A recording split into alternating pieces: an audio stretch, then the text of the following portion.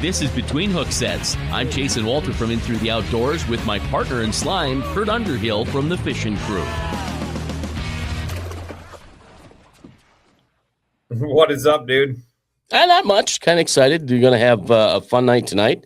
Got Bro on the show, and I'm kind of working through, did the whole Mobridge ice fishing show. It's fabulous. It was absolutely wonderful, but I shook one too many hands, I think, and ended up having some sort of a something, and I sweat most of it out last night, and I'm just kind of, I hope it's gone. So it's not the influenza. We have 10 positive cases now up here in Walworth County. So we had 0, and now we're working our way up. But whatever, you just don't want to have that new super flu because I hear that's ugly. Hey, you thought you were going to get it from me 2 weeks ago on the show and through the microphone. I know, just go right through the internet. I'm not kidding you. I want to have a mask on and the whole 9 yards. I think Bro uses the fish monkey gloves to fist bump so he doesn't get sick. So let's bring him in. Oh, there they are. How are you guys doing today? Oh God, that is way too good. Hey, happy 59th birthday to you today. Oh, good gravy. Spilled the beans. It was all over Facebook anyway. Yeah, it's I guess I don't care anymore because I'll be 60 here in a few minutes. So so you'll be So is that so are you gonna be aging? Yeah, right. Okay, gotcha. But people said, well, you still look young, and I said, well, I stopped aging at 42, and I was pretty rough shape at 42, so I'll be rough the rest of my right, there you go. Yeah, right on. Yeah, am I going to say, by the way, pop this up quick before we get started? Your better half, and frankly, probably a lot of the reason why you're in the position you're in, and for your success and all. Yes, Heather? Absolutely. She's here. Heather, you're getting. They're talking about how you are the Bro Nation. Yeah, right on. And so, she supported me from the beginning, and I hear stories. I got fishing friends from the Dakotas to Wisconsin, Michigan, and their wives want nothing to do with fishing or areas that have lots of fishing. Yeah, you're lucky. Oh my gosh, we'd be hosed. Oh yeah, you're so lucky. Thank you, guys. Good to see you, and Happy New Year. Yeah, Happy New Year, Heather. It's good to hear your voice, unless you want to just peek in the side of the camera there quick, and there we go.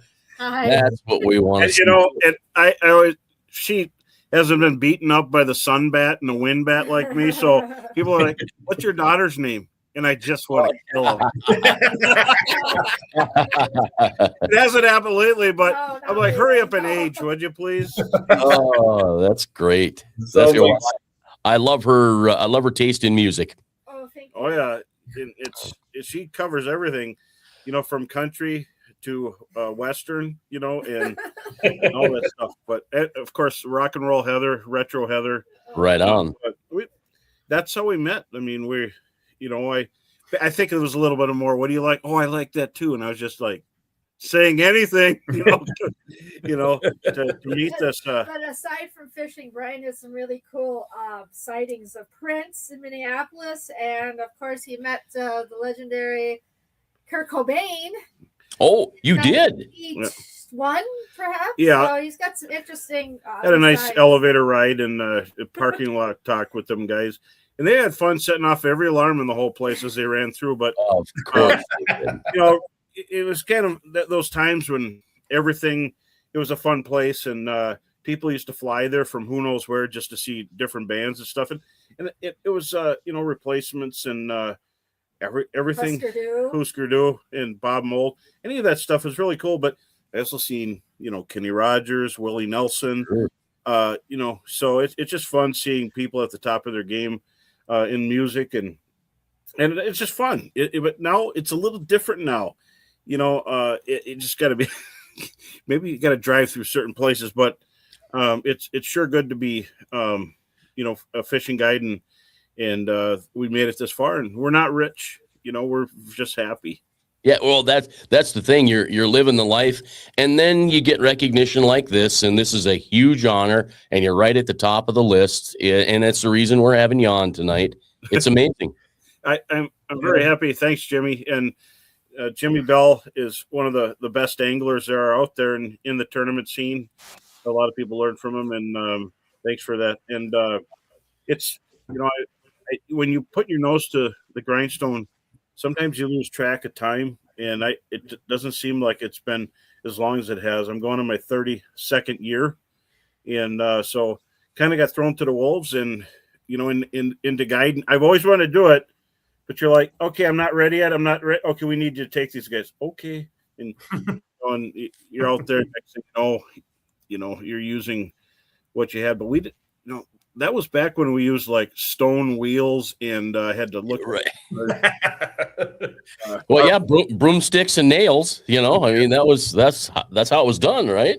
It was, and looking for weed tops and basic, electronics, but it's marker still buoys and yeah, it's just like a wahi. Wind's going into a point. Oh, there's mud. Let's throw on the edge of the mud. Leach likes the same thing, a rocky point where the wind's blowing in. You're a hero. Calm day where you could see the bottom of mayflies, you're zero. That's just how it is. And if you get a few fish, you're like, well, how many guides caught one today? Oh, none. Oh, I did good. I got 3. So it's been a long time, but and there's so many people along the way, especially Al Linder. He's a big influence. Dave Gens, and I ran with him a lot. And when you switch, around on different teams, people don't know that stuff. And we fished many times together, and back from USL when it became clam, I was there, and fishing gives you opportunities. I was able to work with Frabel when it was a small, company that was on the grow. And so, from clam to a big opportunity there, and they got so big that they ended up selling and so small mom and pop things and companies are fantastic. Northland Fishing Tackle, my first sponsorship.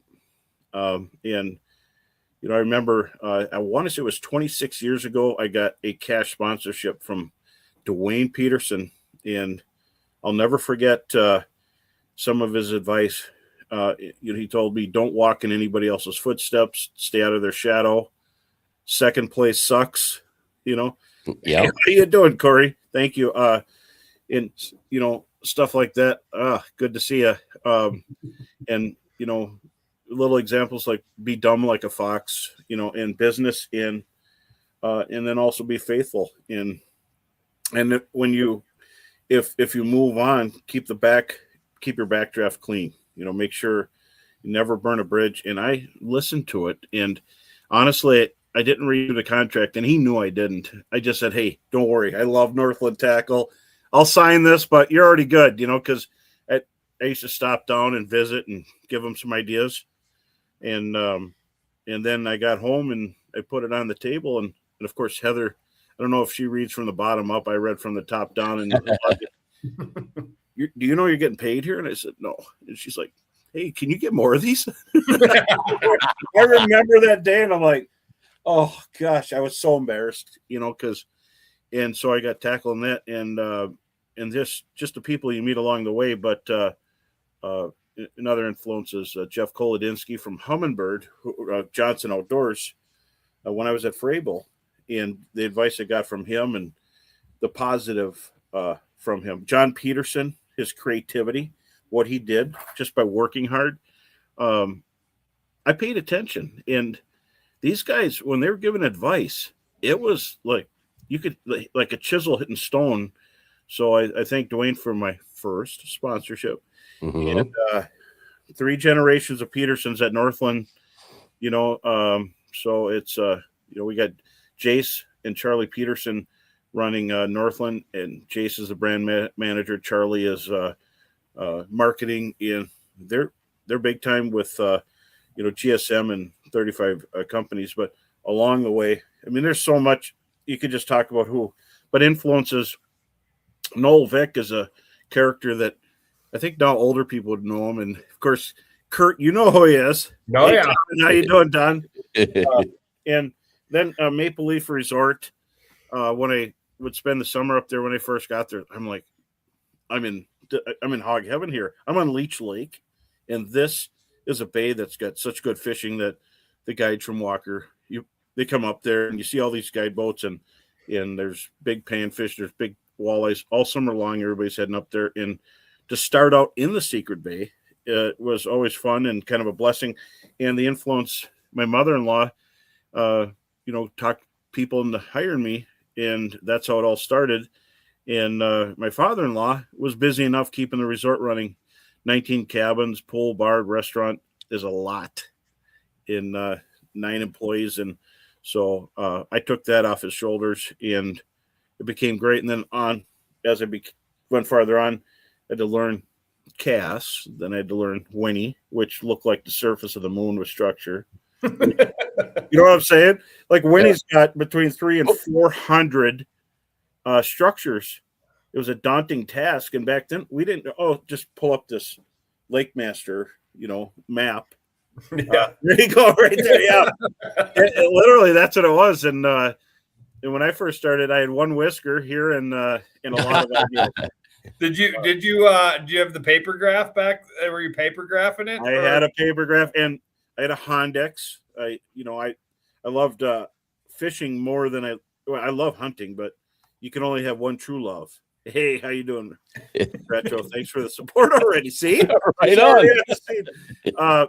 But so, over the years, technology advanced, but that advancement to be able to see your lure, go down the hole, see the fish underneath, and I tried the Lowrance green box, and I could see a little bit, and I'm like, this is fascinating, and I didn't see rods or reels in tackle. I just made them, and I thought I'm tired of having line all over the ice. Back then it was jiggle sticks, and once, and then a little bit later they came out with the little schoolie reels, and that was yes. But I used an open water reel on a broken rod tip, and it was great. And all these years later, you start thinking it was all this people wanting to get into something new and make it easier, and then meeting people along the way.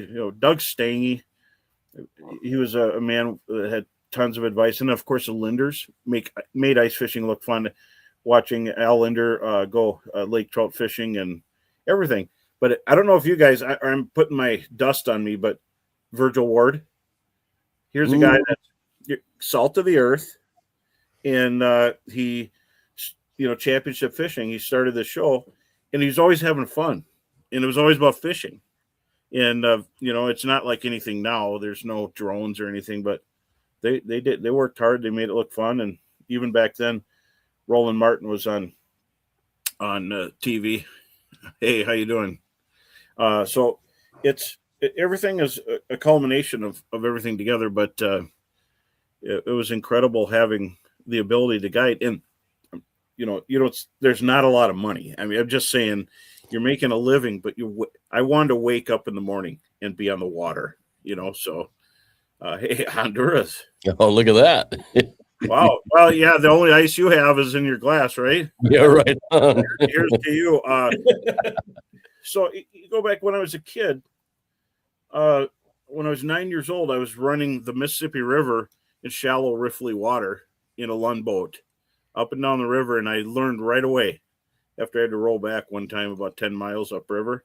And when you're rowing, you're looking at the same tree for a while. You're like, okay, I really got to get going. You get past this hurdle, and you get home, and you're like, okay, I'm going to concentrate on upriver because motors weren't that reliable, and you learn how to read water, because if there's a V, you're about to flip the boat, or you're going to end up in the front of the boat from the back. And so it was kind of cool. And now I think at 9 years old, that's child endangerment. But, from a farm laborer family, we know how to rough it out, right? Right. Yeah. I mean, you started in this game, like I said, it's kind of been your whole life, and you've seen a lot of changes, been part of a lot of changes, right? I mean, you've kind of helped innovate a lot of things in the game. And, would you going back to talking paper graphs and the Lowrance green box, would you ever think we are like, I sometimes sit down and think like where we're at today, how can we get any more crazy? Right. And I can't imagine being like, take ourselves when we started, put it in today, and then take 30 years from that and see what it's going to be like. I mean, it's just, I just cannot believe it. You know, they were worried about the AquaView. I remember when that came out, they had to have one, bought one from Jeff Arnold at Reed's. And you know how he sold it? He just put it in Heather's hands. Here, take this. Oh, sure. But he's working 4 sales at once. I love watching him. He really is a Pied Piper of consumers, and he would gather up and make sales. But so they thought that would ruin it. No, it didn't. Made it easier to watch a waxworm disappear and set the hook on a bluegill or perch. But in locating fish, you know, in tournaments, it still is very viable. But you know, with forward viewing, I don't know. There's been so many things. I think when the first map chip came out, and I had Lake Master Map, they let me have it a year before it came out. I was a kid in a candy store in Lake Winnebagosh. There's so many things. I said I knew there was a hump here and a hump here. This one had eater walleyes. This one had big ones off that tip over there. And then here with the map, I find out they're connected with a saddle. And oh boy, was that good fishing there.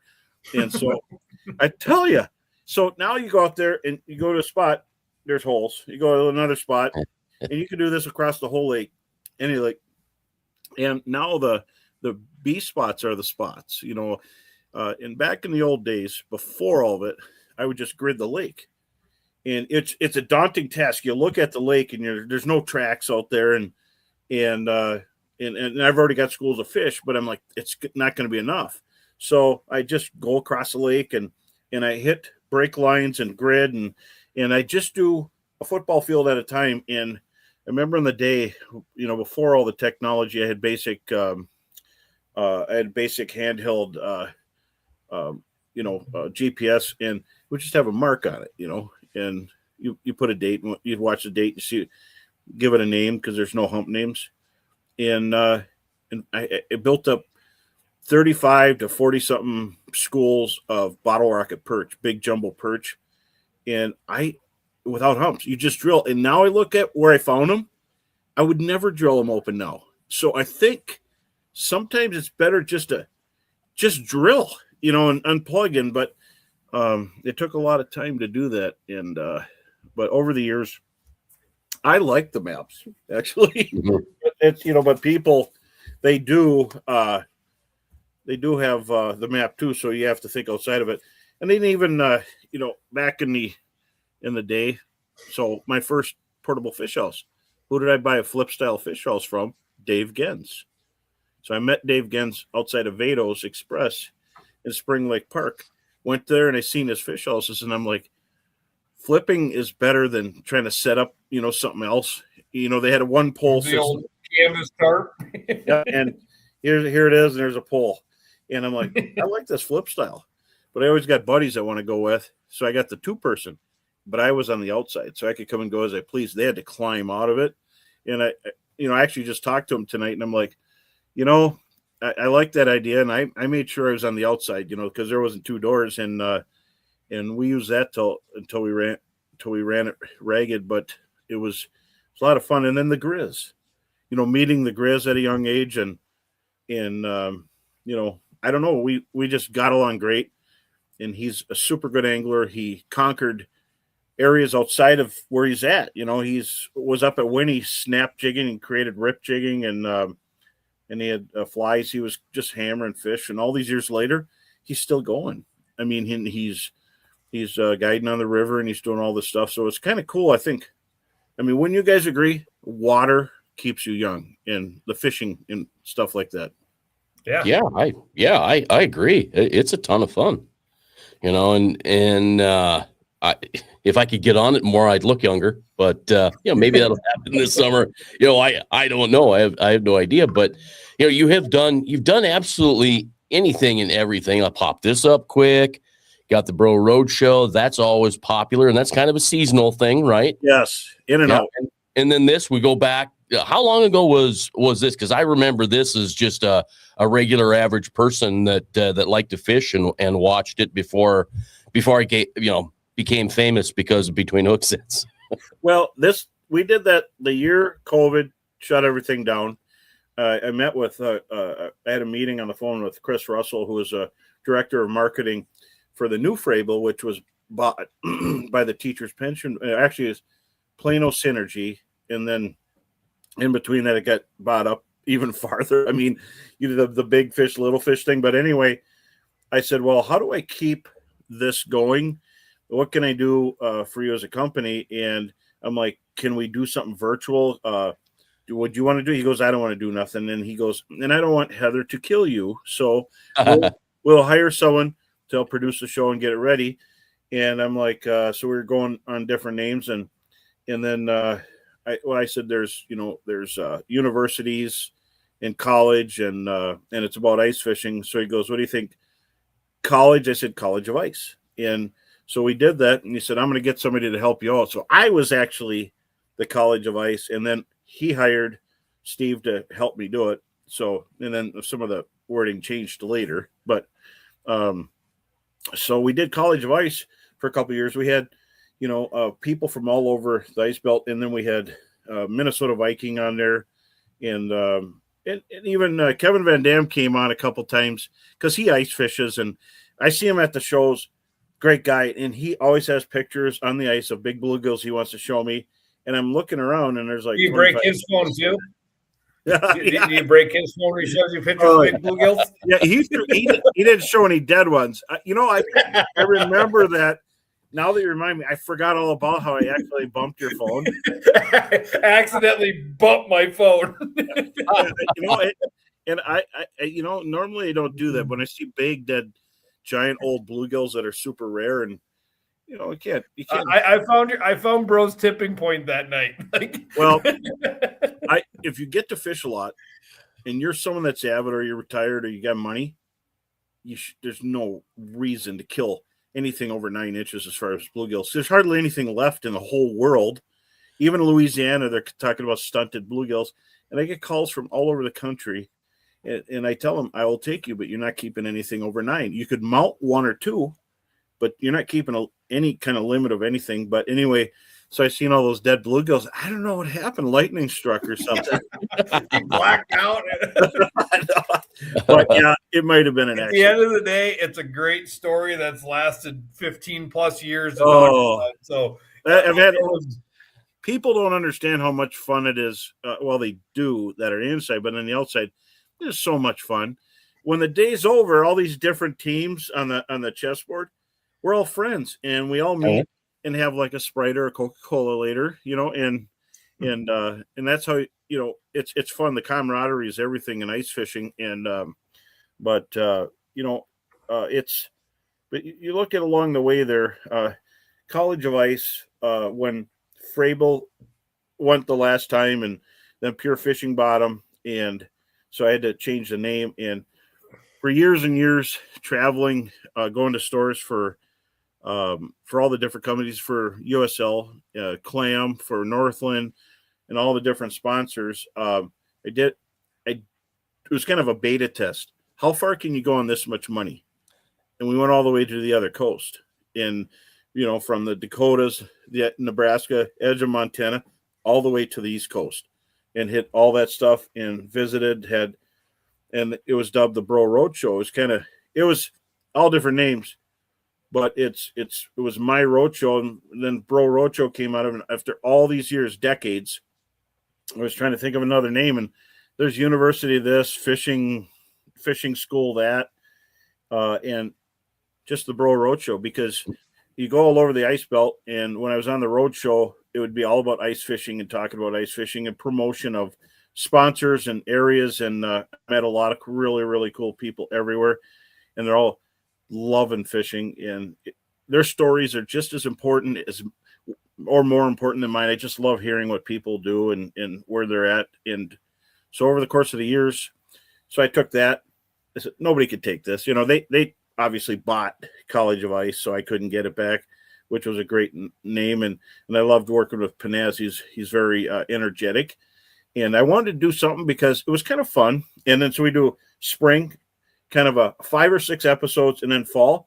And then the guiding, you can't, if you guide, sometimes I would barely make it, and I don't want to put it all in Heather. So I do it when I have little windows and just a rev up and a rev back. And so during cabin fever, we talk about open water boats and different things. And then going into ice to get people thinking about ice when they're about to go in the woods or into their deer stands. And it was fun, and now reports, if I'm out there, just to give people an idea what's going on, if there's a big pressure ridge somewhere that's causing trouble, or how our access is, or people getting on. And I don't go specifics, and everybody kind of knows where I'm at. I'm just slightly vague. I'll say of 3 lakes, because telling a spot, you're marked for life. If you're a spot teller and you say a small lake in my neck of the woods, they're not happy that you're sending people to a little lake, So I'll mention big bodies of water, and I'm not always on big bodies of water. So I'm real cautious with that. And I understand there's people who live on a lake, they're retired, they worked their whole life to be there. And now there's somebody there every day, just, turning it into a meat packing plant. And so I'm real cautious, and I've always been cautious of the carbon footprint there. But I'll give reports, and you can figure it out. If you watch the video, you'll figure out if I'm on leech, cast, Winnie, Bemidji, and that stuff. But big lakes, giant lakes, I'll talk a little bit about. But I think we all have to practice with caution, because there's a whole bunch of people that love their lake. I will tell you, I've had the pleasure to fish with Bro, and you do not spill waxworm dust on the ice. You walk in the same footprints he walks in, and when you're done, you kick the slush. Do not kick the slush away from your hole. You kick it in when you leave. and when you're done, it's almost like a Zamboni came through. And the Zamboni effect, and the reason is that not because you're going to lose a spot, but if 200 people hit that spot, the fish lose, and it's over. It's my theory I've come up with, like even on the lakes that we just mentioned. If you pound a spot, it's done. Now for a while, it takes a while to recharge. If you take drops of blood, so it's a doctor and a patient. Instead of taking a pint of blood out of a spot, you take a couple drops and go to the next. And so, I'll have 3-4 dozen spots for walleyes. Some of them there's nothing there, or they're not biting. But out of those spots, you're always getting your limit. And the fish are always staying there. What I dread is if somebody finds a school of fish and they absolutely wreck them on these lakes, they are done for a long time. And I insist on people finding multiple spots and take drops of blood, because the pint wipes the spot out. If you're on vacation for a week, if you move around, you're going to catch way more fish than just, knocking the tar out of a spot. And it's true. And so I have a couple of guide buddies. We're kind of watching each other, and I'm like, it's getting kind of heavy over there, time to move, So we watch, because multiple people could go through it, but there is a certain limit. In some spots, no.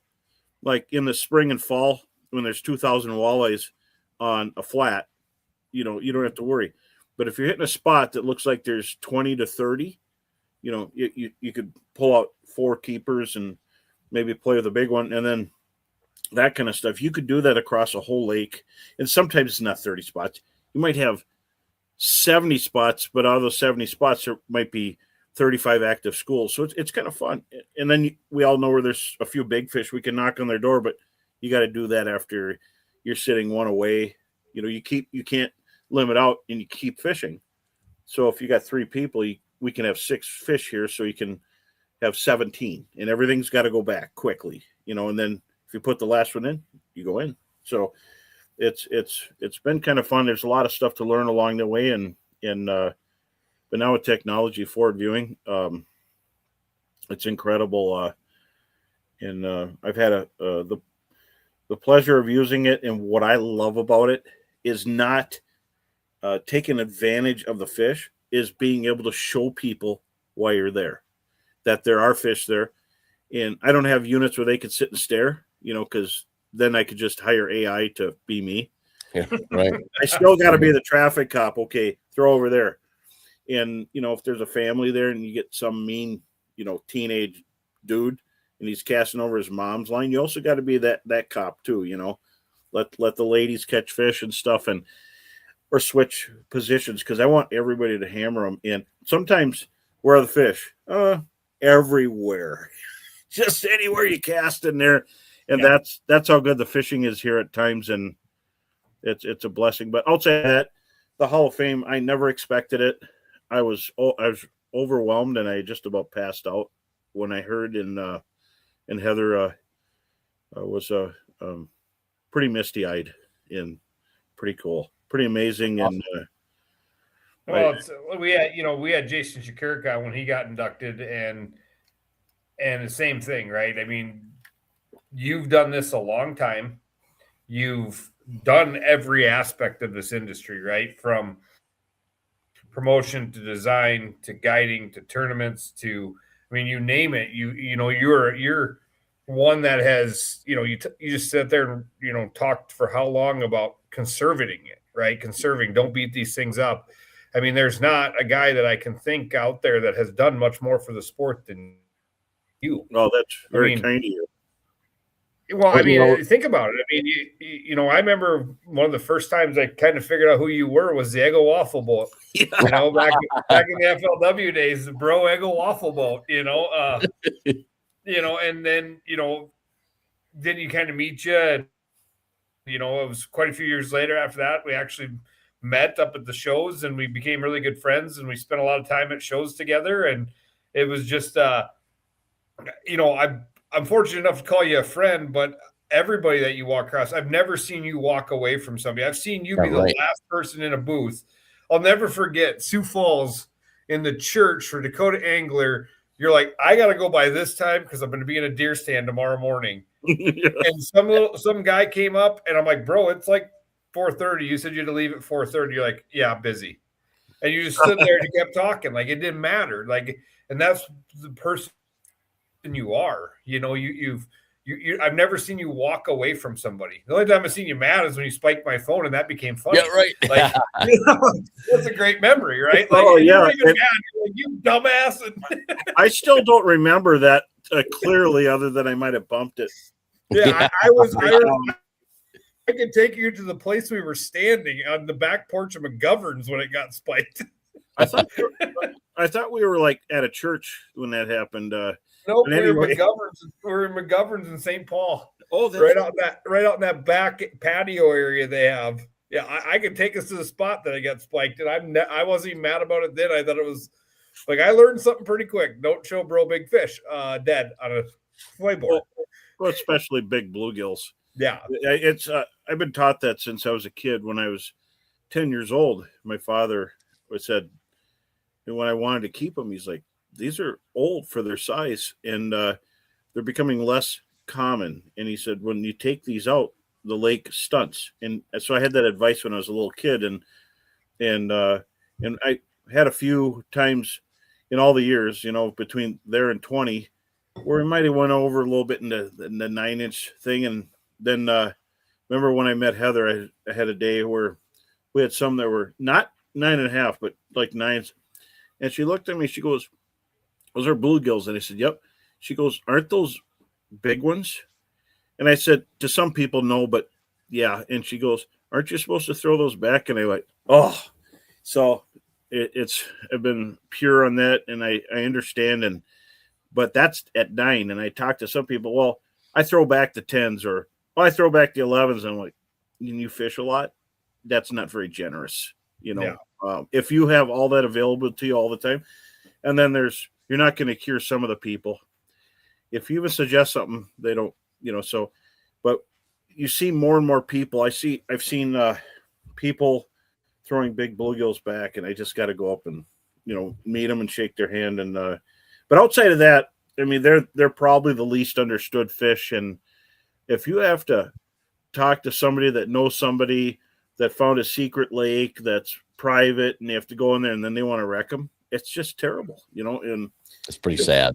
So, but in North Dakota, Heather and I went on some adventures, and the first time I went to Metagoshi, people call them the round things, the flatfish, and they didn't know what they are, and they're eating all the walleyes, and it was really, and I'm like, I don't think so. Went there, got to a spot, dropped the camera, turned it in a circle, and there's pie plates everywhere. I just can't tell you how great it was. I had so much fun. I was like, thank you. And just so happy. And I had a guy come over by me. He came out of a spear house. He goes, what are you getting over here? I'm like, Northerns. And my fingers crossed, little north. He's like, really? I'm trying to get Northerns, and there's all these little flat round fish everywhere. He's trying to spear them. And I'm like, yeah, that's what they are. I just, here he's trying to get Northerns. I'm like, really? You'd want to get little Northerns beside, And so back then there'd be, Polaroids on the wall of over 2-pounders. And people are like, we got to get them out of the lake. And I'm just like, oh. Oh. So now it's not what it is back then. Then a little bit later, I got the word was out in less than a year. And I think Heather was cringing and I was cringing too. But so we looked around, and there's some untouched bluegill fisheries, some other lakes besides that. I won't say their names. And not all of them, but some of them have been absolutely destroyed. And in South Dakota, when I fished there, and I was able to come and go as I pleased.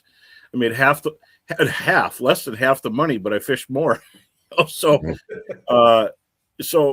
we would pick a place, an area, and just go fish every place that had big bluegills, the rumor ones or the guaranteed spots in South Dakota. And we did great. It was phenomenal. And it's still holding its own. Some lakes are a little different, but it's just how it is. But outside of that, getting back to it, I have to thank, of course, my in-laws, Steve and Paulette Perobic, for pushing me into it. And then, and along the way, I've shot shows with Doug Stange, with In Fisherman, and a lot of Linder's Angling Edge with and Bill Linder has been a big part of it too. He was a camera guy and filmed, it's got to be hundreds of stuff with me. And when I was with Fraybill, I walked on the moon, and that was quite a ordeal. And then with Clam, I caught a mermaid. That was a fun video, and that one kind of disappeared when I went to Fraybill, but it's out there somewhere. And the fish house is spinning around, and I'm fighting a fish, and then next thing you know, here's a mermaid on my lap, and Heather was watching closely, and then she pulled the hook out of her mouth, and that was the commercial. It was a lot of fun, and when we had more big production type of stuff like that, and I got abducted by aliens. That was interesting, and you can't make this stuff up anymore. And we're supposed to do, and I think this was Noel Vick's idea. I was supposed to be in a fish house and in my clothes, and Bigfoot was going to come in, and the house was going to get pounded out, and then he was going to leave with my clothes, and I was just going to walk out, in a barrel.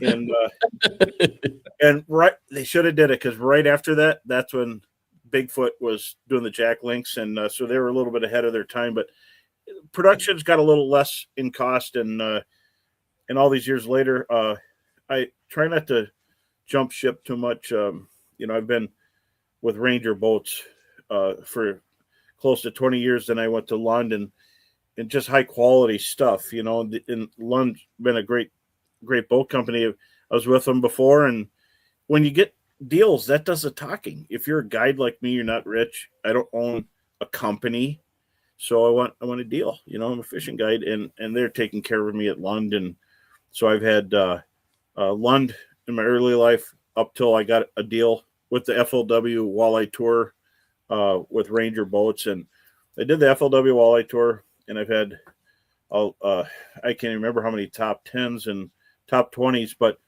it was quite a few, and never won, but I've been close. I've been in first place in day 2 and day 3, and now I'm not out of it because of forward facing sonar.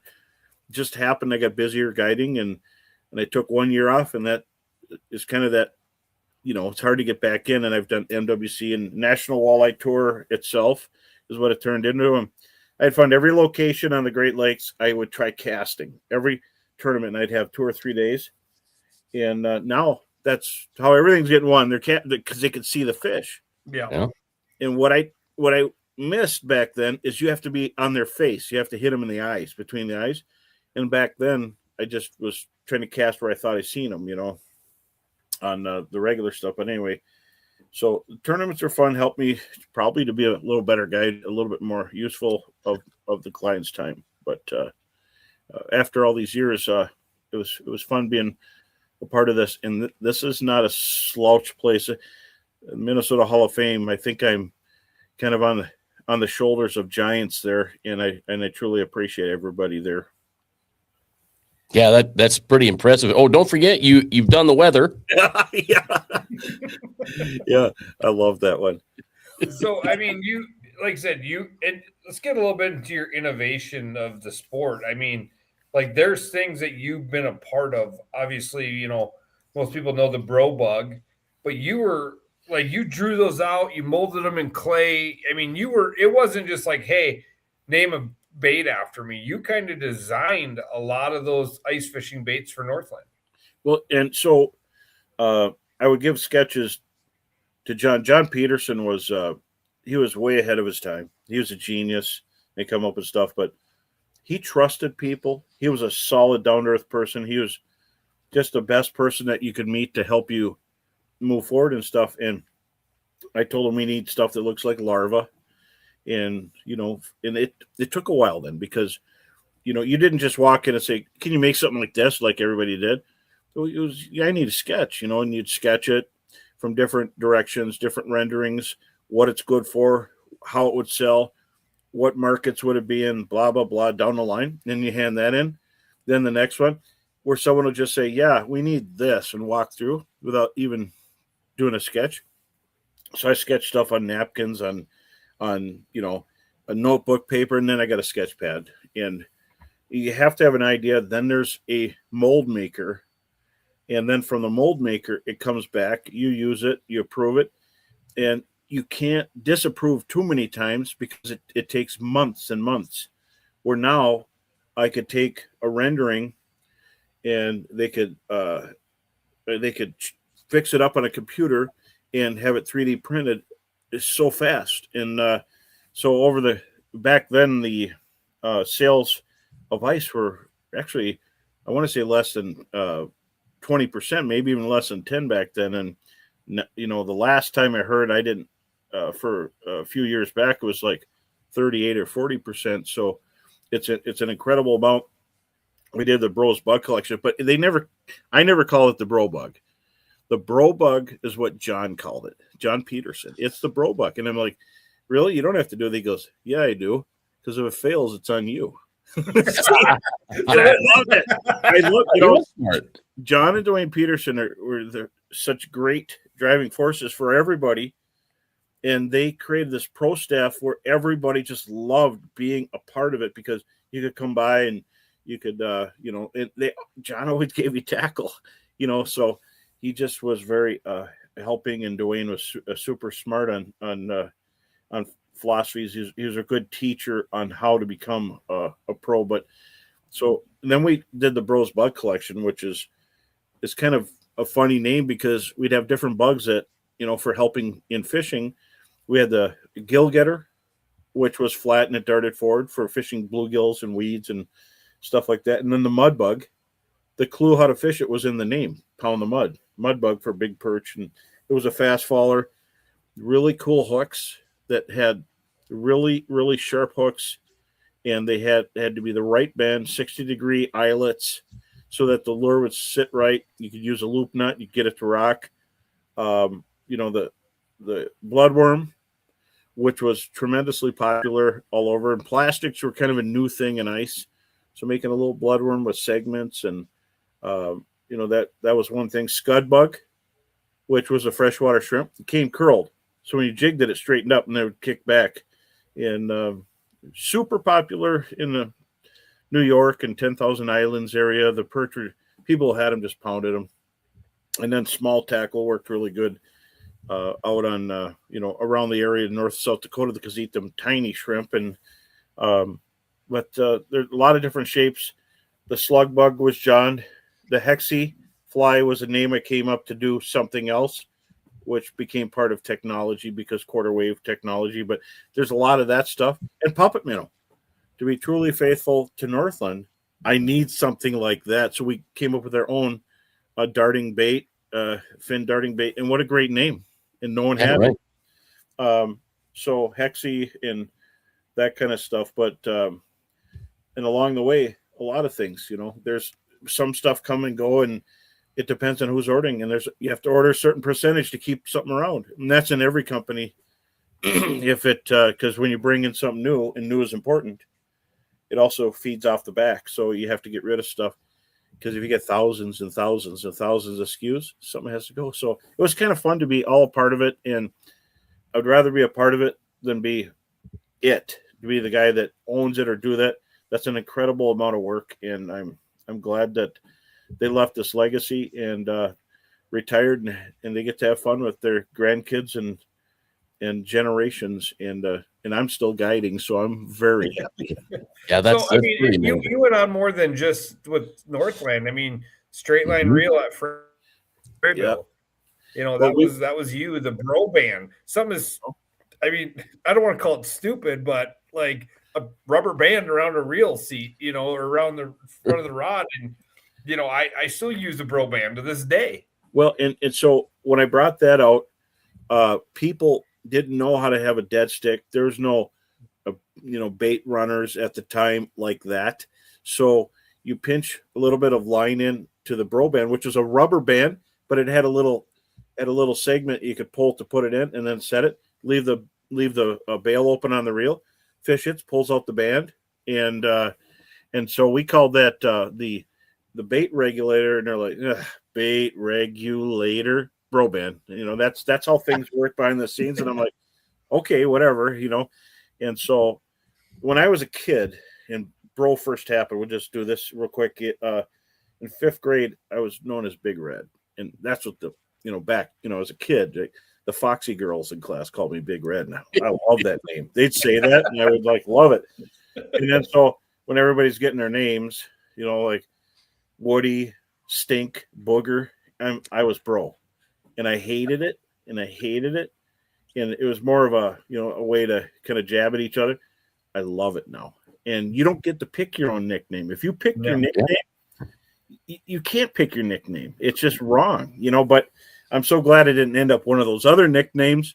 But now I don't like Big Red, and I like Burl. But so that's how that happened. So, and then at Freyville, we created a bunch of stuff under me, the fish houses, the bro pop-up, the bro sidestep house. So we had the first side doors and then one year we wanted to design a fly reel for ice that had multiplying gears in it so you could actually reel in a lot of line every turn. And we came out with it, and it went from basic, like a heavy duty fly reel to a free spooling one with a button. And that's when things started changing. So I had a whole Bro Series line of rods and everything, and it was fun. And I'm a simple guy. It was cool, and that company sold, the owner retired, and some of that stuff went to the wayside. But I enjoyed it while I was there, and loved using it. And I've had clients here recently who had them, but I've also used St. Croix for years and years. Ever since I bought St. Croix rods. And, back in the days when Thorn Brothers had their rods, because I shopped at Thorn Brothers and the original first store of Burger Brothers. So I got to meet all these guys who are on the voting. I'm hanging out at their store when I was a kid. And I love St. Croix, everything about it. And man, it was like 20 years. And I always had St. Croix for open water. And it was when Freyville went, I felt bad. I lost all my namesake rods, but I got to use St. Croix now. So custom ice, that's not a bad thing. And just because it's not a bro something, that's fine too. I mean, they are amazing, and they make these really high-end rods. And they roll them right there. It's like going to a bakery. They roll it right there, so it's really, really cool. Yeah, and St. Croix is I've used them for Dwayne actually turned me on to Rich Bellinger at St. Croix, and I got a sponsorship through them, and it's been probably around that 26-year mark that I've always used St. Croix. So that's every year. Even though I had my Bro Series on ice, I had St. Croix rods, and they're just simply the best on earth. Boom. So now they got 7 reels, which I was so happy. I like that they have them. They have them there, so it helps for combos and referring people what to use. But so that's how stuff happens, and they make so many rods and for so many different uses, from saltwater, of course, all the panfish, walleye stuff, trolling rods, muskie rods, you name it. But it's kind of cool. If you go to Florida, if you're retired and you're a slight snowbird, you're going to want a St. Croix surf rod, or back, for, in inland coastal waters, which is a giant game there. But it's kind of a cool company that the sun never sets on where the rods get used, even in Europe. And they produce a lot of, like, I call walleye weapons out of Park Falls there, and the reels. Just amazing what they've done in a short amount of time, and just love it. And Humminbird, their side imaging on this new unit. So I got side imaging, down imaging, Lake Master, and I've got 4 viewing. That's absolutely amazing. And I've used them side by side with the other stuff, and I'm pretty pleased with what I have. And that plus a 2D sonar. So now I must be the only one with it, but I could take the pole off of it, the Pro pole, and the forward-facing sonar, and I could just walk around like I'm using a lighter portable unit, and use 2D if I'm fishing in weeds, or you got the fish are scattered anywhere, or you could use them on the same hole and have split screen. But the nice thing is, if you have one on your sled to drive around, a Humminbird Explorer, you can get a 2D dual spectrum chirp 2D sonar. So you can just drop it in the water and just have a little cup on your snowmobile, side by side, whatever, and still have forward-facing sonar. But anyway, there's a lot of cool stuff now that never existed, and I'm loving it. Ice 55. Yes, I have one of those for my truck. Yeah, I think we have an Ice 55. We have one of those too. I bought a Ice 55 for Sherry quite a few years ago, and we still have that. So, just all the stuff you've been part of, and that's one thing about you. Like, you'll be honest. I'll never forget, like, when the straight line was the Freybill 357. Am I saying that one right? That straight line reel. Yeah. We were at the St. Paul or Blaine show or something. Some guy comes up, and you were selling them. The guy goes, "Well, I'm left-handed," or something. And you're like, "Well, I think we could make it." And me and you tore it apart on a table and flipped the bearing around. And you looked at me like, "We actually can do this." Like, we had no idea we actually could do it, but we tore it apart on a table, flipped the 2-way bearing around, and made it work. Yeah, and that's something how you find stuff on the fly, and we did that, and in ice fishing or any type of fishing, everybody's coming, and they're, "Hey, Mark, thanks, Mark, appreciate it. You're up. It's your turn soon here." I was gonna say it ain't gonna be long before that, man. Yeah, he's taken some of my lunch money on the tournaments, and but I always go with the fact too is I never worked with a team. I always fished by myself, and I also at one point in time I had just co-anglers. I wanted on the cheap, and I couldn't commit. I was kind of here and there and here and there. I wasn't sure if I could do any of them, and so but it's great to have a team, and he's done extremely well, and they're a powerhouse on the tour. But I'd like to do it again, but I'm having a lot of fun just fishing, and it'd be fun to do it now and be able to cast jigs, because I love jigging, even whether I was on Missouri River or Red Wing or down on Pool 7, or that was the pool that I found bluegills. That was so much fun. And that's the hard part. If I find I like was gonna say, if you found bluegills during a walleye tournament, did you just like forget what you were doing? Yeah, I would always get that trick. But when they first come out, the FLW Walleye Tour, they had a FLW league to kind of groom people, because the professional walleye tour, PWT, was there, and the one with all the boats that Dean Arnolson won there was before.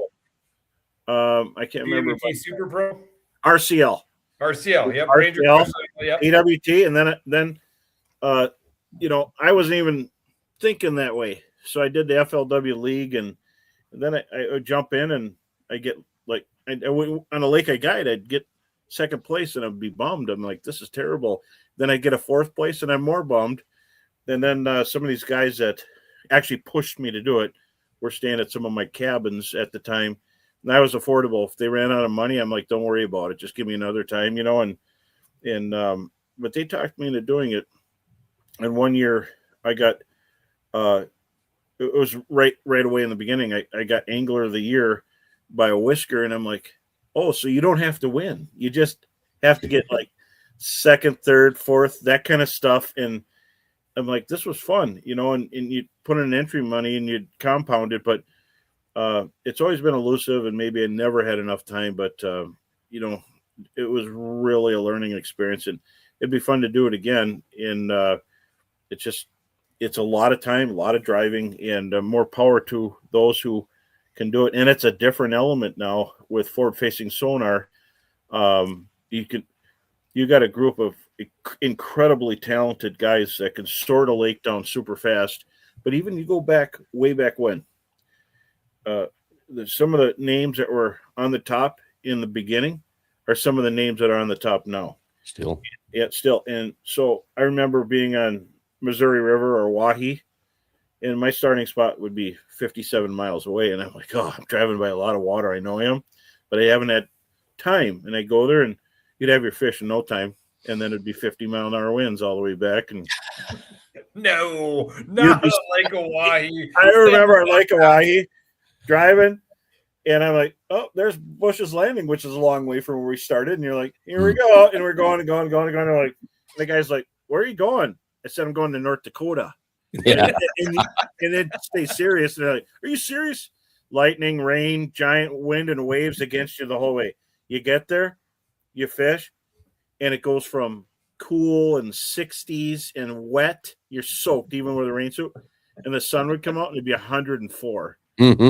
And then you're sweating, you're taking everything, and you're soaking wet, and you're catching fish. Oh, this is great. And you're like, oh man, it's hot. And then you'd start heading back, and then it would get cloud up, be lightning, rain, and giant waves going against them all the way back. And I'm like, how did it just do that? It's like it read your mind. It just wanted to give you that glimmer of hope it's going to be a good day to, oh, nope, you got to go back in now. We're going to get you again. I remember when the Bassmasters Elite Series came to Pier, and I was talking to the tournament director, and I'm like, you guys don't know what you're in for on Lake Oahe. And he's like, oh, we've been everywhere. We've been to, up to the St. Lawrence River. We've been on the Great Lakes. And I'm like, it's not Lake Oahe. And he's like, no, we've been everywhere. And then after day one of the tournaments, he's like, dude, we've never seen anything like this. I'm like, you'll have 5-footers, and you'll have a rogue 7-footer, and then you'll have 3-footers, and then you'll have a rogue 8-footer. And he's like, this is insane. All the guys were like, what is this place? Like, first of all, we don't have 200-foot of line on our reels. We can't even get to half these smallmouth. It's incredible. But at one time I was there, and I had such a nice school of fish, and they were really close by, 20-something miles away. And I was pulling, I had 27s in this spot, just checking it here and there, just not to bother too much. And on day of the tournament, it was loaded with smallmouth bass, loaded, and every cast was a big smallmouth.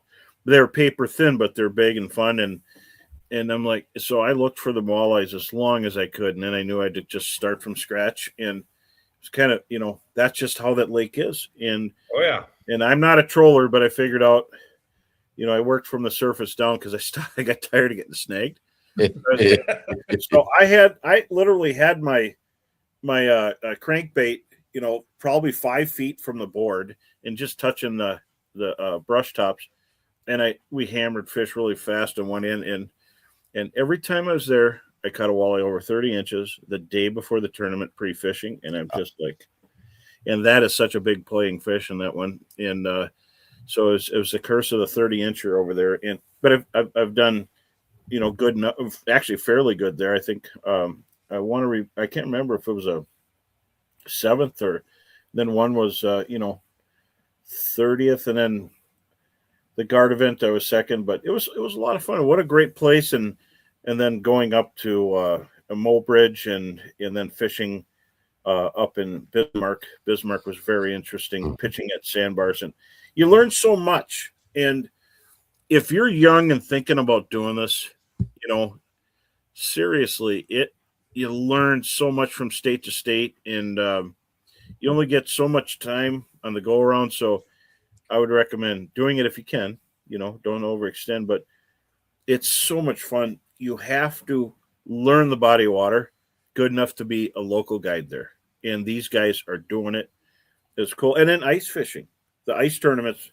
I remember the first Trap Attack qualifying on over in South Dakota on why is it old age is kicking in right now on Bitter Wabe. And we're in Wabe, and it was cool. I mean, if you worked hard at it, you just catch fish, and there's a lot of perch there, and so I qualified there. I didn't win it, but I got 7th on the ice, and then went to Henry Lake in Alexandria at the championship, and I think we got 8th, and that's without having any notes or anything, and it was great. Top 10 at the first ever big Trap Attack, and then it was we were working there, so they didn't want inside workers, so I couldn't do it again. But it was fun, and it's fun being in it. It's no fun being there watching it. Yeah, right. I'm serious. That's what we do. Yeah. Well, I love that part of it. Honestly, I love it. We got a question here. The guy said he wants you to define young. If you're 58, you're younger than me now. So anytime, I mean, if you got the dough, just do it. But make sure you know what you're in for. And it's, everybody wants to be at the top, but it's ounces. You're splitting ounces, or you're finding something that's a career fish, which could change things. But if I go back, all of it's fun. Those early ice tournaments, when I couldn't do it because I actually was a worker or sponsored there, and that means like Tom Zanenko couldn't do it. That means Gens couldn't do it. Grand Poobah, the whole thing, or if they say you can't. I remember working there just to be around and talk to people and stuff. And the tents are closed. Their houses are flip shut, and the guys who don't use electronics, the long riders, are looking like they're pointing at something. It is hard to stay awake, just seeing nothing happen. And but I remember doing that, and it was a lot more fun to be in it. And good, you got oodles of time, and or you just go fish these places in fun. But remember, when they asked me why I did tournaments, I didn't want to. I just got talked into it by a bunch of buddies, and then I reached Angler of the Year. I tied with Alan Schultz, and normally they do something to break the tie, and we shared the Angler of the Year, and I'm like, this is kind of fun. And there I got the hook, and then I was you, and I sometimes I was at the top of the page. Sometimes you had to turn it upside down, and I'd be at the top. But so we're getting to our hour mark here. We're a little over it, but from a Hall of Fame angler, a younger guy, or somebody that wants to get into this, and a piece of advice from you, and it's something you never think you're gonna get, right? Like you probably never thought that my name is gonna be in the Hall of Fame. Like, give a piece of advice to these younger kids, or even anybody striving to make a career in the fishing world. When you have a sponsor, or you get a sponsor, make sure you get money. If you're not getting money, forget about it. And if you do, be loyal to this company. Be loyal to them, be upfront with them about everything, and do everything you can for them. In media, not everything gets paid for. Do what you can. I caught fish for people and for entities, and did so many behind the scenes things for so many years. And I would gather up fish. I even had permits to go. It's fun, but loyal. And as Dwayne Peterson told me, keep your backdraft clean. Don't burn bridges. Then you have a chance you can come back. And besides fishing, everybody's a good fisherman. They say, I fish, I'm really good. I really made your company big. I've heard that people say that about, and I've never heard of them, for different companies. You can't tell them that. They got to see the needle move because of something you do. And so you got to be out there a lot. And it takes an average of 10 years to be at a recognizable level. 10 years of every day you got doing something in fishing. And if you're not a guide, you don't have to be a guide. What can you do to help change the sport? Positivity. Never get in fights.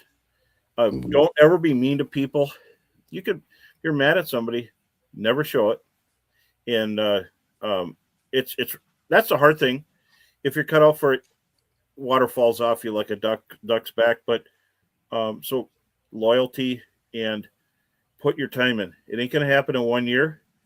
If you stay solid and stay, whether you're going to be on the social media part, 10 years is the thing. So if you're less than that, you can make it. I mean, if you get some giant hits, but that's not how you get through the big tent.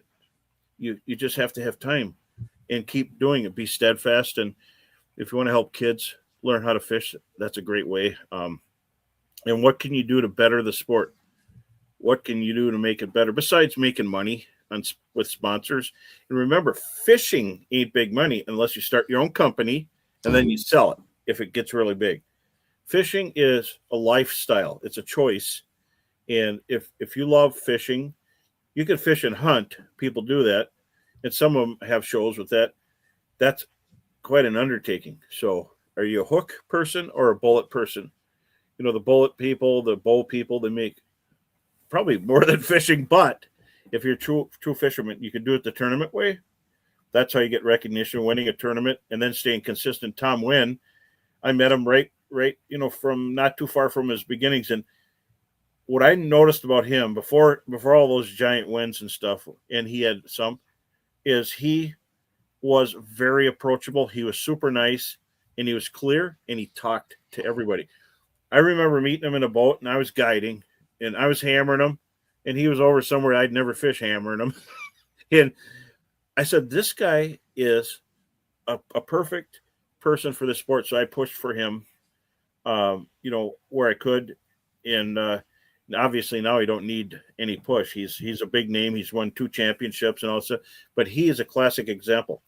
He never left a bad taste in anybody's mouth. And if something happens, just, it's not like anything's going to happen, but I'm saying, what can you do to help the sport move forward? I want to see everybody fish, but I also want to see people not keep everything they could ever get. And if you get to fish a lot, you got to, people got to set their own limits. I love eating fish like everybody else, and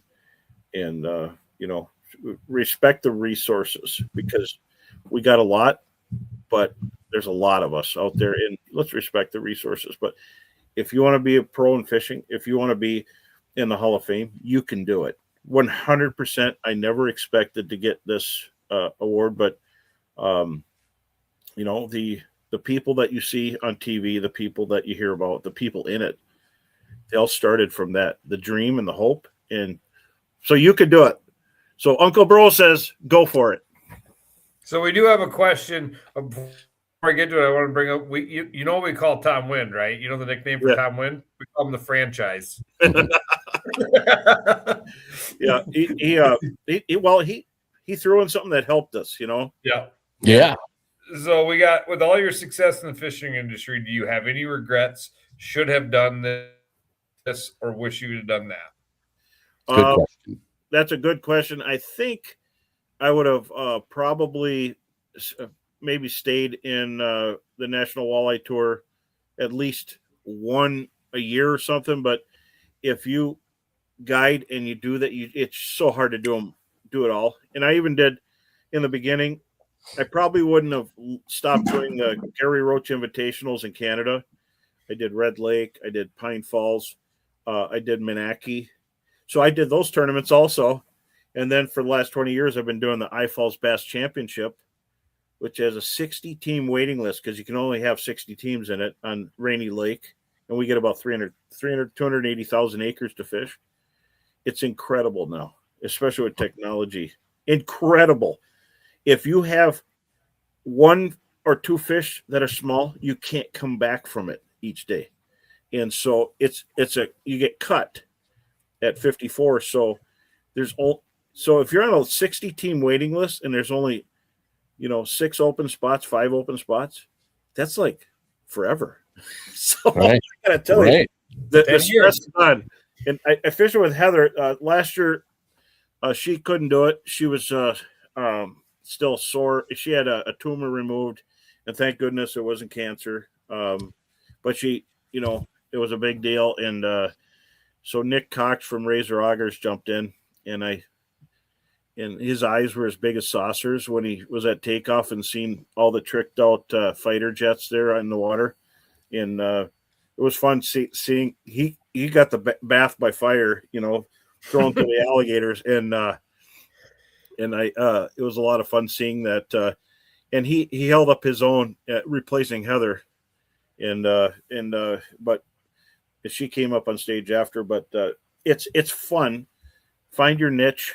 Do you want to make tackle? Do you want to create tackle? Do you want to help people fish? You can do everything, and we're all here for you because you're replacing us mummy dust people here. Me, not these guys. These guys are young and yeah, right. We're the same age now, by the way. So we are. Yeah, we are. Yeah, I got it.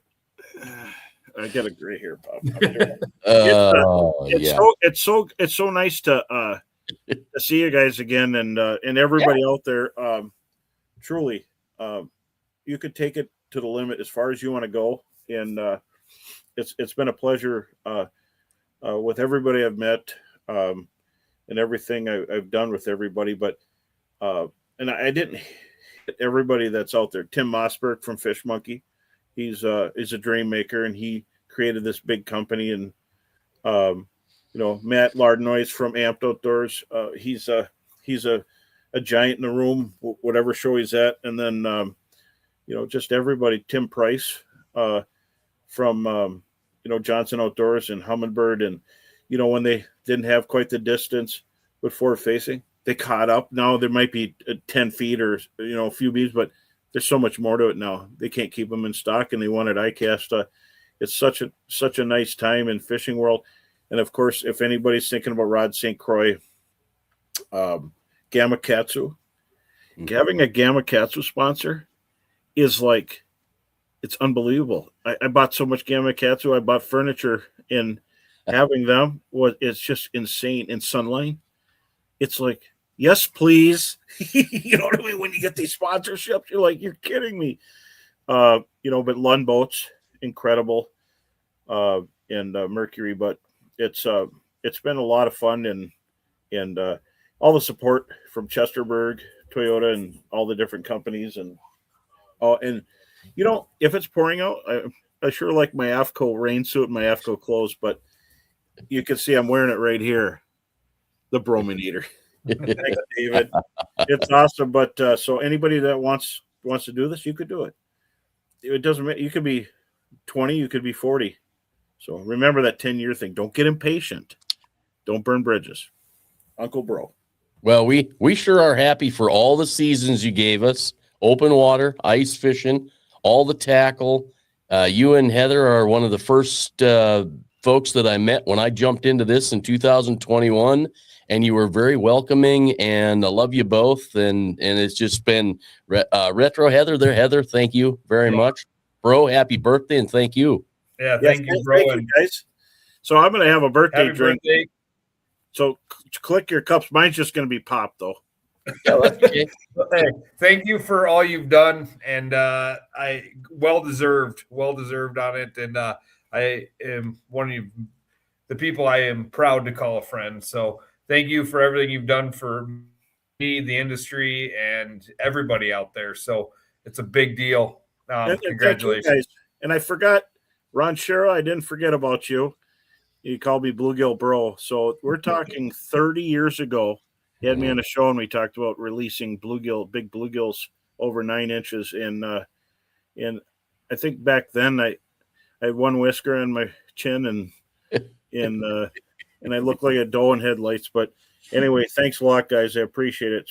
It's been a wonderful journey. Oh, it's been great. Thank you for sharing that whole story tonight. It was awesome. Yeah, thanks, you guys. And now I'm gonna go and enjoy a birthday pop. Yeah, There you do you go, that. Have some cake, Happy too. birthday. Happy birthday to you, bro. Hey, Take care. Heather, Thanks, thank guys. you. Well,